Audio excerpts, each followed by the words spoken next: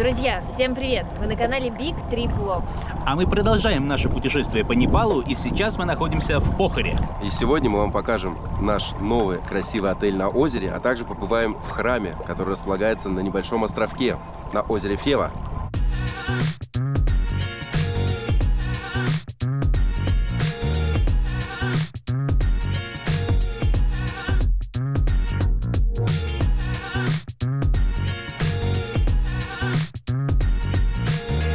Сейчас мы находимся на берегу озера Фева, или Пхева его еще называют, и будем сплавляться на небольшой лодочке до нашего нового отеля. Сейчас покажем вам этот путь. Помимо нас еще в лодке будут другие туристы, которые только приехали в этот город, и также будут сплавляться до отеля на лодке. Туда же погрузили наши вещи. Посмотрим, как мы все вместе поместимся сейчас.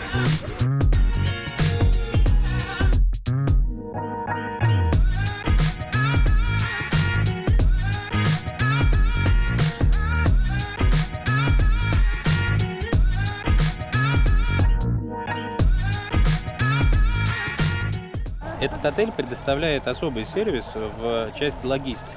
Я не знаю, связано это исключительно с фестивалем, который парализовал движение в городе, или они каждый раз так делают, но это достаточно удобно, потому что мы с одного конца озера едем на другое, все погрузили, значит, весь багаж в одну сторону, нас вместе с португальцами погрузили в другую сторону, и мы абсолютно тихо, бесшумно, потому что лодка какая-то стелс моторная, вот, замечательно плывем.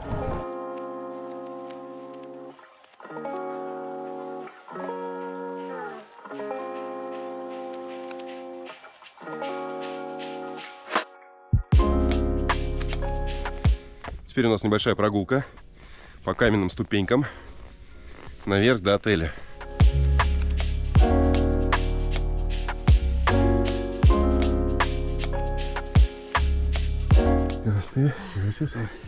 Как в Якитории в 18-м районе. В каком 18-м, говорю? 16-м. Веки. Здесь приятнее. Ой, лемонграссом прекрасно пахнет.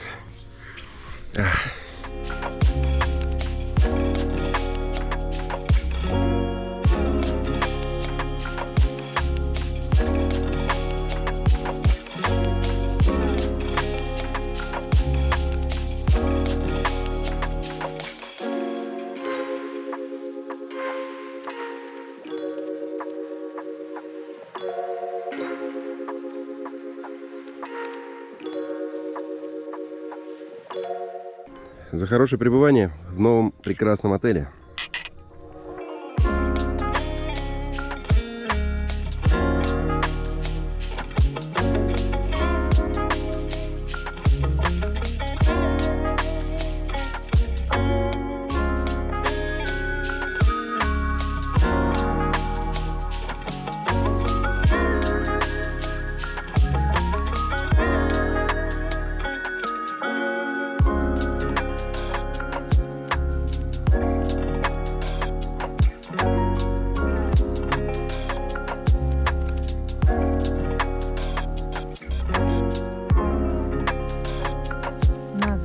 Сейчас я вам покажу красивый отель, в котором мы проведем несколько дней. Good morning. Очень зеленая территория. Иногда по вечерам здесь готовят барбекю мясо. Есть такой мини-сад. И вообще не зря же называется типа павильон Farms, потому что здесь выращивают овощи, фрукты, либо закупают их у местных фермеров. Вот здесь вот произрастает кукуруза, и часто бегают мартышки, которые хотят полакомиться этой кукурузой. Самое потрясающее — это то, какой вид открывается с этой территории на озеро Фева, знаменитое. И чтобы добраться вообще до этого отеля, нам, как видите, пришлось переплыть на лодочке. Здесь построили мини-храм для подношений. Как такового ресепшена здесь нет. Здесь есть зона ресторана, где встречают, и менеджер заселяет вас в уютную виллу.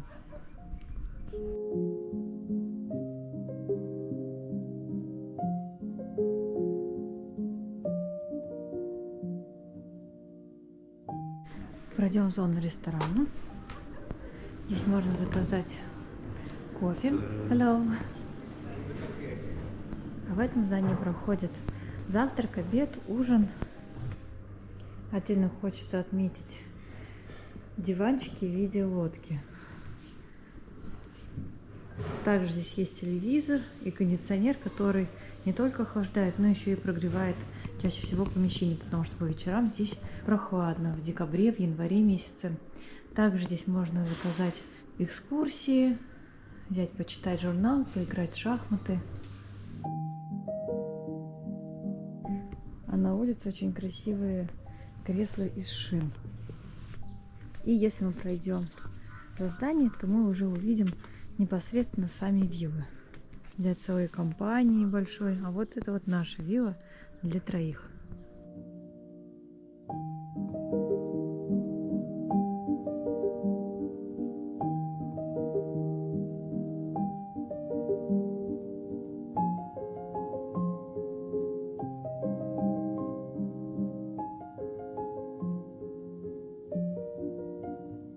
Сейчас я вам покажу нашу виллу, в которой мы не так давно заселились. Здесь стоят еще наши вещи.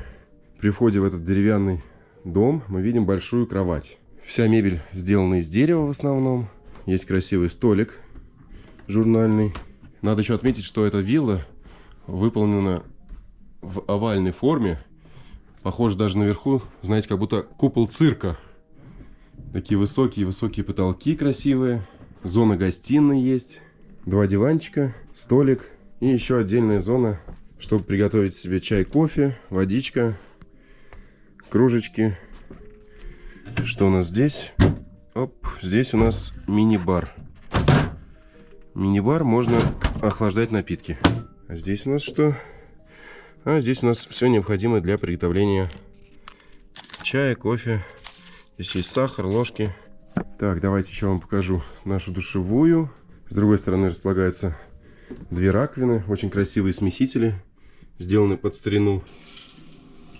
Здесь у нас также есть небольшой шкаф, в котором мы нашли халатики. Есть внизу сейф, вешалки дополнительные, душевые кабины, здесь их 2. Открывается одна створка, тропический душ, шампунь, гель для душа и еще один небольшой шкаф с зеркалом. Здесь есть дополнительное одеяло и коврики для йоги. Также для удобства гостей на вилле есть кондиционер.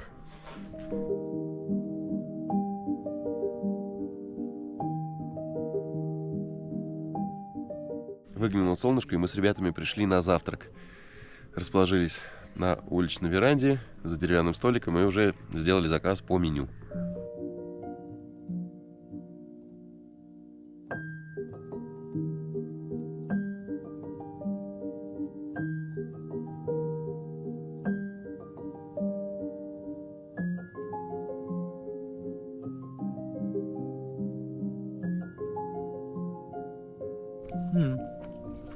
Похоже на картофельные такие пирожки. Это называется парадха. Лепешка, которая так популярна в Индии. И здесь тоже в Непале. Очень горячая. Нам принесли основное блюдо на завтрак. Это яйца. У Али еще идут сосиски, бекон, картошечка. А у нас с Томой яйца пашот. Вместе с салатиком, хлебушком. Также у нас отдельно еще такая вот хлебная тарелка вместе с круассанами, кексиками, фрукты, сок. Завтракаем и идем навстречу приключениям.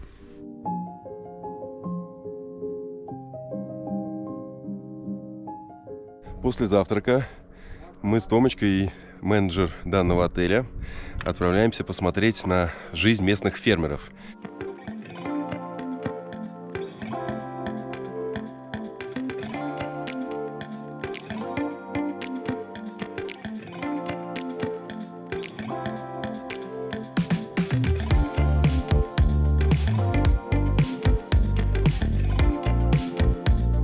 Вот такой вот секрет, как можно сделать тату. Наподобие наших хны, да, что-то? Да. Сейчас мы вышли на обзорную площадку, с которой открываются виды на рисовые террасы. Кстати, самые популярные овощи, которые здесь выращивают, это кукуруза, картошка, редиска. Ну и, конечно же, здесь выращивают рис.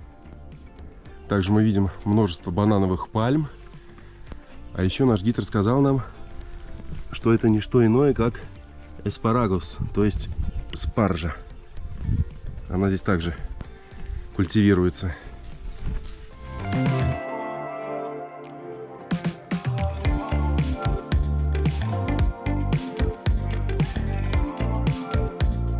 Сейчас менеджер рассказал нам, что те жители, которые живут на этой стороне озера, они в основном занимаются как раз именно фермерством, то есть выращивают различные культуры, и вот здесь они живут. То есть около 200 человек живет в этой части озера, в этой части города, соответственно. В этих домах также живут люди, вот именно в этом порядка 5 человек живут, и они занимаются, как я уже сказал, фермерством. Также вот есть специальные станки, на которых они перемалывают рис, либо дал. В первую очередь они перемалывают рис для того, чтобы получить муку, из которой делают различные лепешки. Парадха, либо роти или другие.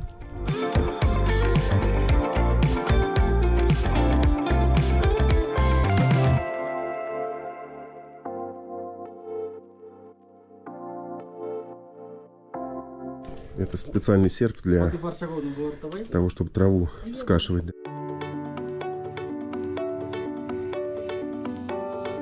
Здесь местные жители готовят еду, готовят рис, дал. Вот прям в этом месте, как печь. Добавляют туда древесину различную. И на огне прям все это делают. Также у нашей новой знакомой есть небольшое количество козочек.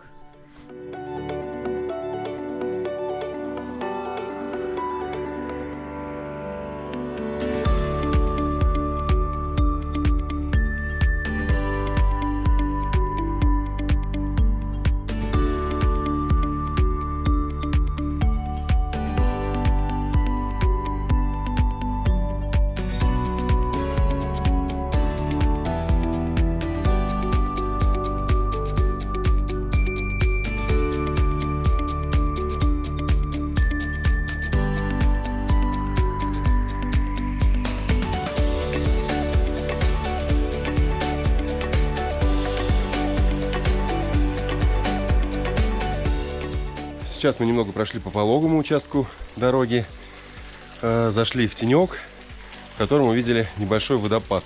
Менеджер передает вам привет. Oh, you can say hi. Okay.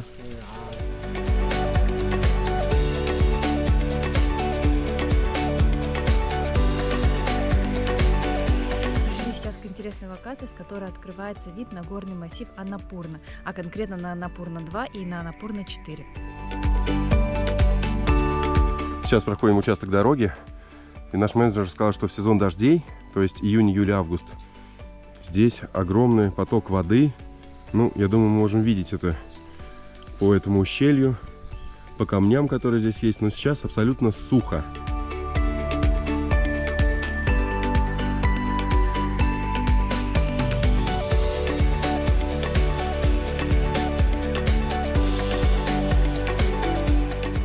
С рисовых террас открываются шикарные виды на озеро Фева, а также на вершины Гималаев.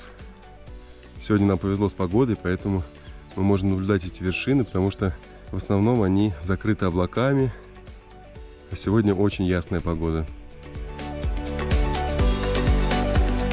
Сейчас мы возвращаемся обратно по другой, более короткой тропинке. И нам рассказали, что в этих лесах водятся даже леопарды.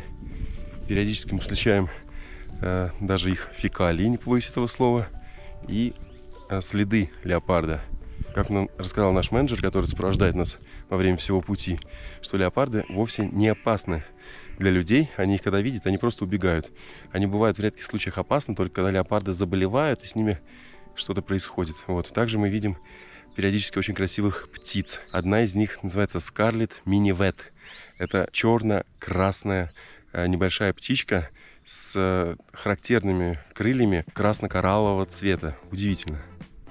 Также натолкнулись на еще одну интересную культуру, похожую на помидор, только желтого цвета. Это называется суланом.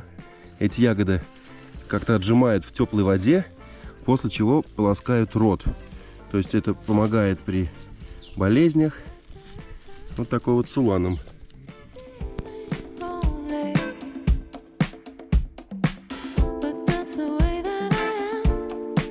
Спустя примерно 1,5 часа мы вернулись к нашему отелю. Надо сказать, что очень довольны этой прогулкой. Рады, что мы здесь остановились и нам предложили ее. Потому что мы посмотрели как на местную жизнь, на какие-то фермерские хозяйства, полюбовались природой и свежим воздухом. Также, конечно же, шикарные виды на Гималаи, на эти 8-тысячники. Потрясающе.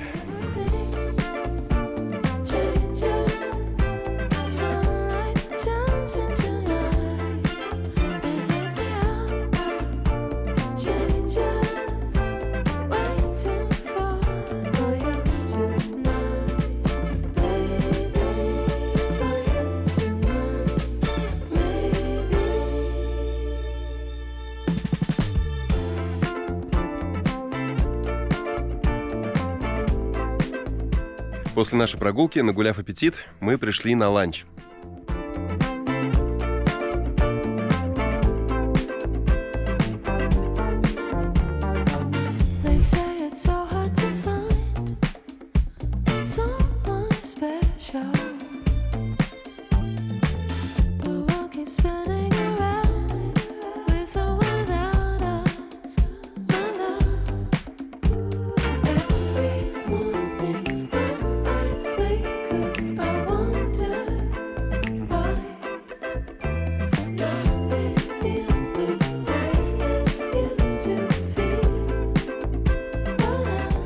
Храм Варахи, к которому мы приплыли, располагается на небольшом острове в самом центре озера Фева.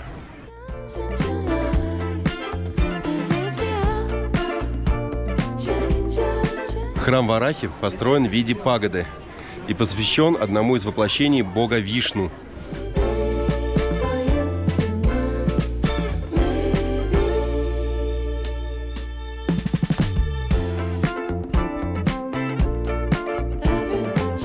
Делают здесь такую интересную штучку, которая называется тика. Для удачи, для долгой жизни, для всего самого наилучшего.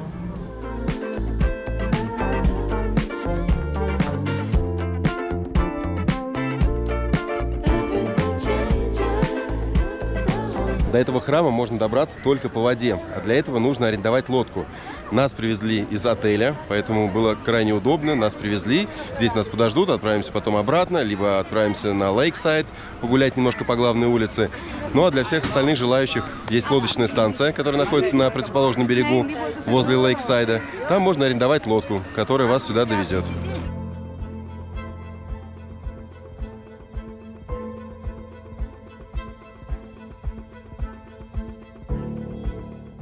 В этом храме мы пробыли совсем недолго, зашли внутрь, поставили точку на удачу. И сейчас хотим переправиться на лодке до Лейксайда, это главная туристическая улица. Чуть-чуть там посмотреть, прогуляться, и после чего нас отправят обратно к отелю.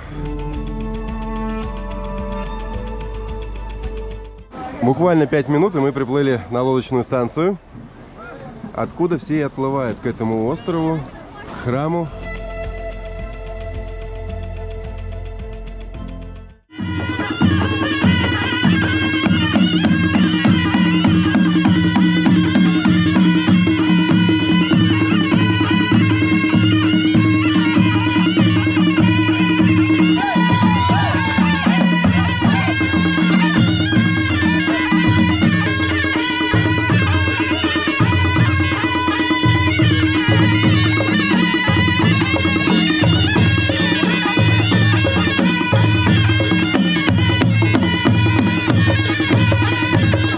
Сейчас на улице мы стали свидетелем традиционной музыки свадебных танцев. Но не увидели, конечно, жениха и невесту, но увидели местных жителей, которые показывают нам этот танец, танцуют.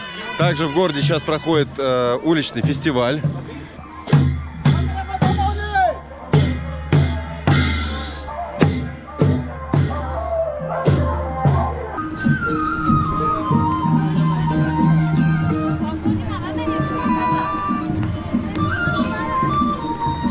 Сейчас Сейчас мы вышли на главную улицу, которая называется Lakeside. Она перекрыта, поэтому машины здесь не ездят.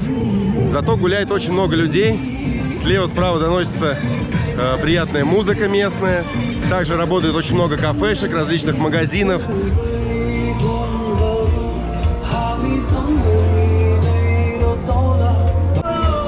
Здесь мы видим, как разделывают свинюшку в связи с праздником.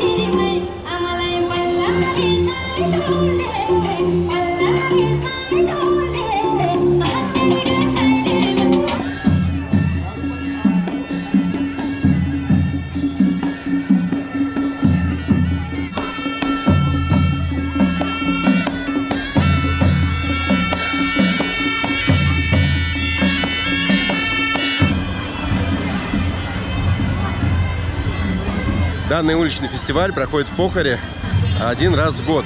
Начинается в конце декабря и заканчивается в начале января. С одной стороны, очень дальше, что мы сюда попали, но с другой стороны, в это время передвигаться по городу на машине очень проблематично, потому что перекрывают главные улицы и приходится все время таксистам ездить в объезд.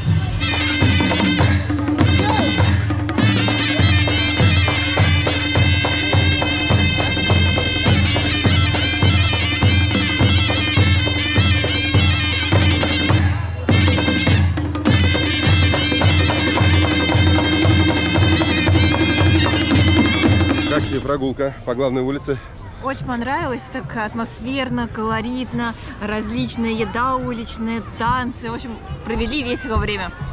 И, конечно же, товары по акции. Там можно было закупиться на год вперед. Там и шелк, кашемир, И одежда и различная, одежда. В общем, handmade. ну и в принципе фестиваль достаточно веселое мероприятие, друзья. А сейчас мы подошли обратно к озеру, где нас ждет уже лодочка, на которой мы будем справляться обратно в наш отель.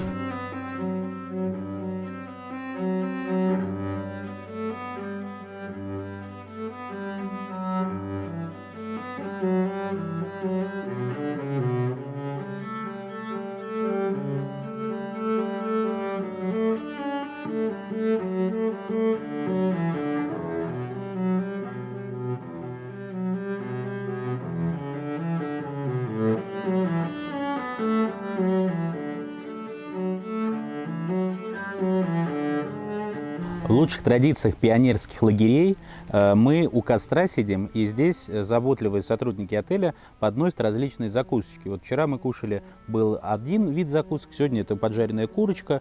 Все достаточно вкусно, оперативно, так сказать, можно подкрепиться перед ужином.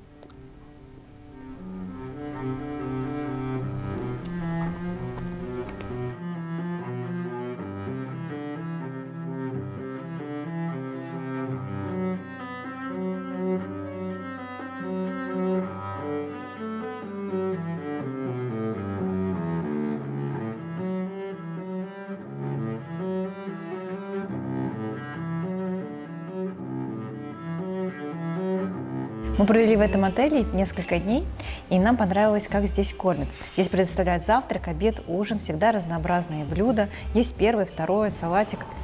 Сейчас я себе на горячее заказала нудл с курицей. Забыла совсем, что у меня есть палочки. Ну, давайте попробуем.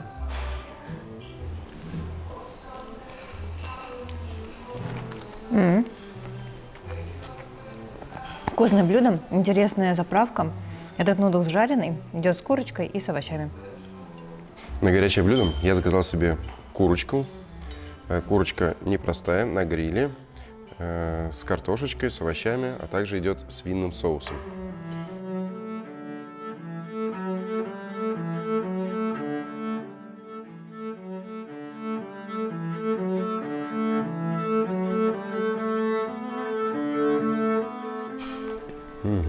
Курочка еще в специях карри, то есть она Прекрасно замаринованная, очень мягенькая.